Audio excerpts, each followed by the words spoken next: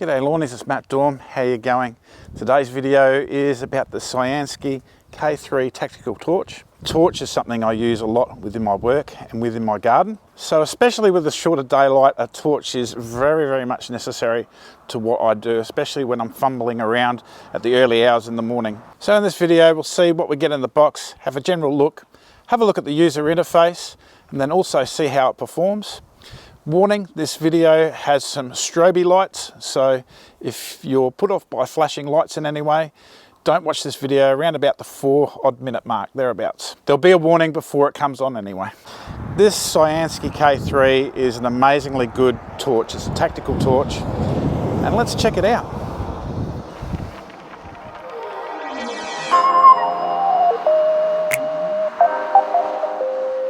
The Cyansky K3 is a tactical flashlight that we are looking at today.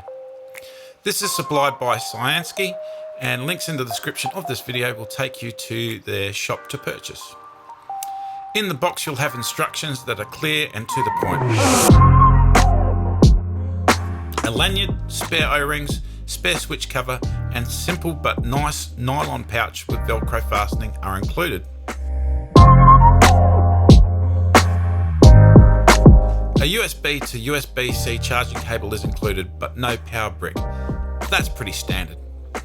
Now to the light itself. You'll see an excellent build quality and a great brush finish.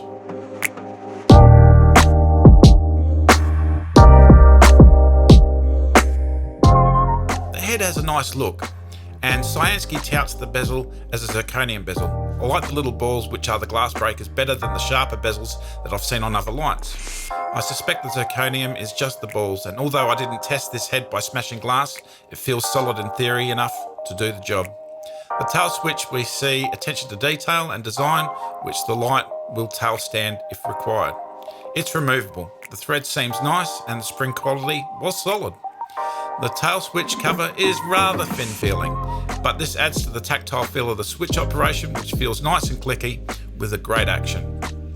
The battery is 21700 with the USB-C port at the positive end for charging.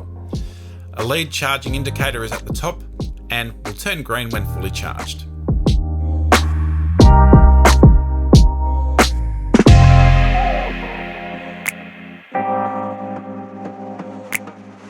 I really like the pocket clip, and this seems a better quality than others that I've seen on different flashlights, but only time will tell if the metal doesn't go soft and holds to the light well.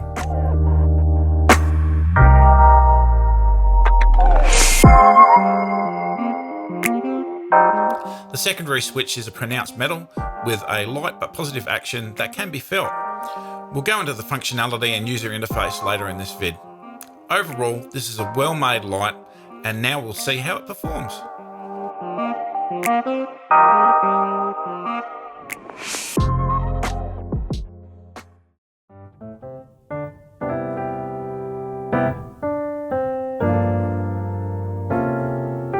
Alright, so let's look at the user interface of this Cyansky K3, and I really like a simple user interface when it comes to tactical torches. The simpler the better in my opinion, and it doesn't get much simpler than this.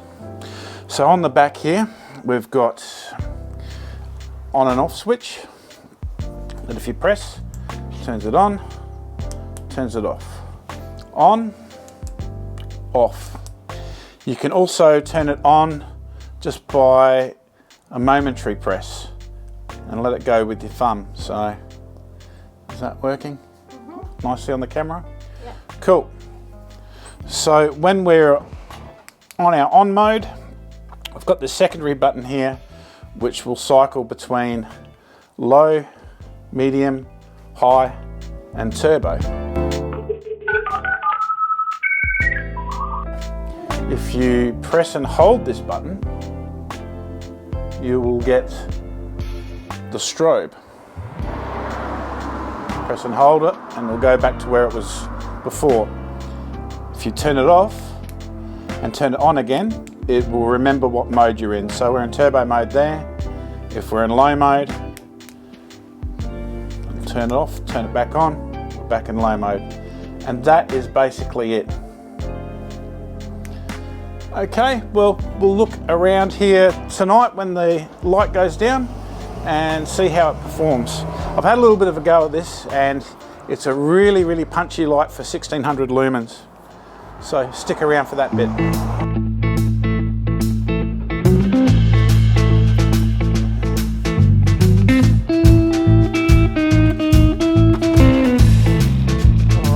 All right, it is now night time. Well, let's give the Cyansky a try. How about we go out here, baby, away from the light. That's low light. And I'm probably standing about 5 or 6 meters away from it. Very good.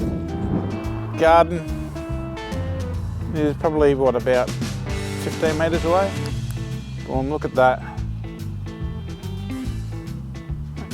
Comes up really well, does it, babe? It does. Lots of clarity, lots of punch with this beam. I love the beam on this. It's really punchy. It's got a center thing there. Really see the detail. Let's go to across the road. So got a vacant lot across from us. Boom. So look at that detail, you know? That's huge, isn't it? Those trees right over there, just wow. You can see the beam, like the actual beam. Yeah. Big punches Way over the other side of that yard there. I can really pick up the detail of what's in there, and it's a lot of salt bush. And it just punches so far. Even like right down the road there.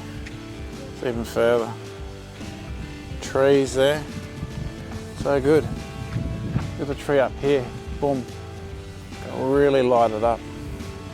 And you would use low for like reading. If you need to read something. You know, the medium, you can still read and do what you're doing. And the medium gives fairly good in close. Lights up the house well without it being too bright. Just love the center punch though. It just is a real good search and rescue light, giving you lots of clarity, even at the medium. So we'll change that to high. And it really comes up so well, doesn't it? Lots of detail.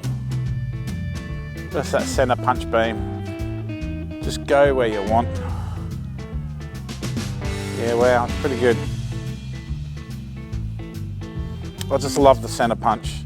This is definitely my favourite at the moment because it's just so punchy. So I'll just take a photo of the wall here, and I'll go through the modes, and I'll put up your expected run times.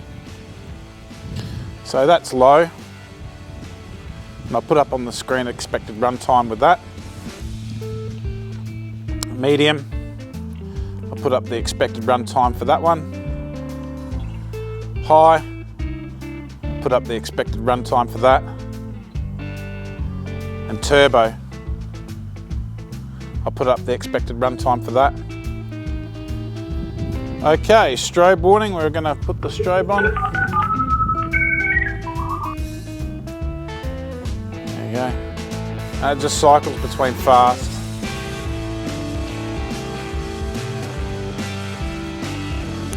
Turn that off and go back to high mode. The user interface is so simple, it really is. I just like this sort of thing. On, off, don't have to think about it. If you want it momentarily on, you just press it halfway down and you can sort of control it with your thumb on and off as much as you want. Then once it's on, you can cycle through low, medium, high, and turbo if you need. On and off, that's it. Great little demonstration of what this torch is capable of. It's certainly a fantastic torch. let's go inside and talk about it a bit more, and I'll just give you my total thoughts and just bring up some points about this torch that might be interesting to you. Let's go. Okay, the Cyansky K3, what do I think of it?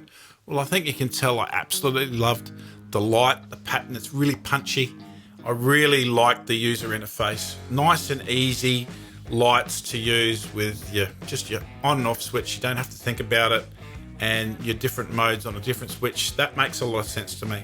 A lot of these styles of lights come out with all sorts of different buttons and little leads and everything else. I think that's kind of a little bit unnecessary, especially in a tactical torch situation. You just want it to work the way you want it to work. And yeah, this is beautiful. Good run times, good light, good punchy light. Like it a lot. Things that I suppose I didn't like, I think, and it's not really important to me, but I think the box is a little bit flimsy. Australian Customs definitely had a little bit of fun with it before I got to it. Had a little bit of a look, which I always appreciate, because we want to keep our country nice and safe. But yeah, this is not what I would term an excellent experience in boxes, so to speak. But look, that's, like I said, not important to me. It might be important to you, but it's a bit cheap, and certainly a little bit disappointing considering what you get inside is such good quality. And these clips are much better quality than other ones that I've had recently. So I think hopefully it will keep going nicely. Where they tend to fail for me is these side bits tend to get weak, and then it doesn't really sit on the torch properly. So I'm hoping this one lasts a bit longer. This light will also work underwater, a couple of meters underwater. I had a bit of a go, but I didn't film that, sorry. And look, there is probably the discussion of, is this a tactical light or is it not? The reasons being is that the on-off switch is dependent on the memory of where it sits. So if you're sitting on low mode and you use that into somebody's face, it's not really going to do much to them. It'd be nice if there was a second switch here that you could control going into low mode, going into turbo mode, so you could turbo someone in the face, and also that switch somehow could have some functionality to do the strobe mode right to somebody's face. You don't get that with this. And there's the other train of thought is that if you're hitting somebody or someone or somebody in the face with this, you still want the torch light to be on. This one doesn't have a spring in the front as it does in the back. So a lot of people tend to think that that is what qualifies a tactical torch. Look, I'd be fairly confident if I hit somebody in the face with this, even though this doesn't have the spring in the front, that it would all stay together and still work. But luckily for me, that's not a real situation I'm going to come across, even in my work, which is tactical in nature. Yeah, I really like this. This is now my everyday carry favourite. I really like the clip. It clips into the side of my pants and sits nicely in my pocket. It's not too big, but the lighting is just fantastic. So you can't really go wrong with one of these. There's a link in the description if you'd like to buy one. Thanks for watching this video. If you like what you're seeing, be sure to like and subscribe.